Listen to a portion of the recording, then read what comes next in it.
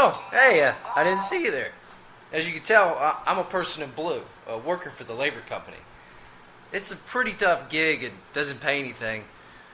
Well, I take that back. I did get a whole whopping penny last week after pressure washing the entire Atlas statue for the councilman. While I was there, I heard him talking about the sleeper, his ideas, and the era he comes from. It's all very different than what we have today. Well, except for one thing. I heard them describe the lives of the so-called blue-collar workers of that time. They worked very hard for very little, almost like the people in blue of today.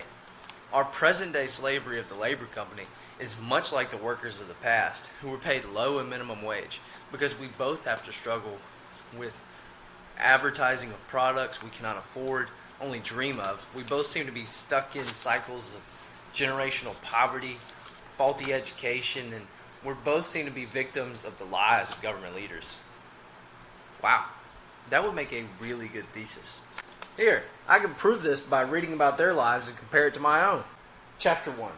Mental Effects of Being a Low-Wage Worker in America.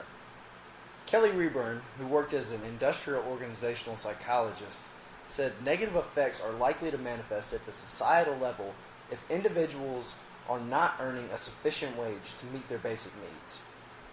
We too, as the people in blue, suffer from depression and different things because we are not able to meet these basic needs and afford anything. What's worse is we receive advertisements from the babble machines about pleasure cities, and it makes them sound so good. But even if I was to save my whole life, I wouldn't have a whole lion to my name. The Salem Press Encyclopedia of Health says these blue-collared workers experience the same advertising problem too.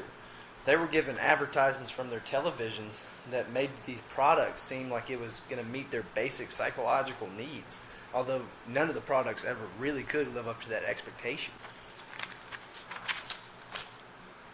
This is the generational poverty chapter. I was born under the care of the labor company, where I was forced to work 2 years after my education was finished.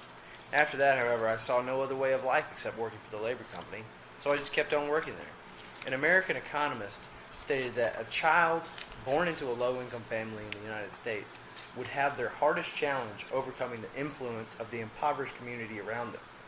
They only know the way of life set before them, so they continued to live in that poverty, just as I continued to live in the life around me in the labor company. Finally, just as the people of the rebellion are being deceived by Ostrog so that he can make himself ruler while giving them nothing, the lower-class people of America were often fooled by their government leaders of the time. It says that this man, Bernie Sanders, was running for president in the year 2019, and he promised to provide free college for all people in the United States, which obviously got the attention of all poor Americans. But their analysts at the time called this proposal unrealistic, and he explained no way of paying for this. Still, he campaigned on it and got the following of low-wage earning Americans. Ostrog did this to the people in blue when he says he will change their social discontent. He has no plans to. There is no way he can do it. But the people still fight for him, just like those low-wage earning workers fought on for Bernie. All that being said, these low-earning workers of the past that Graham knew share much in common with us, the people in blue. In conclusion, our two groups are very alike. We share the mental struggles of advertising, we share the struggles of escaping our family history of poverty, and we share the struggles of being deceived by our political leaders. All because we share the characteristic of being poor, the lower class. See ya, people in blue.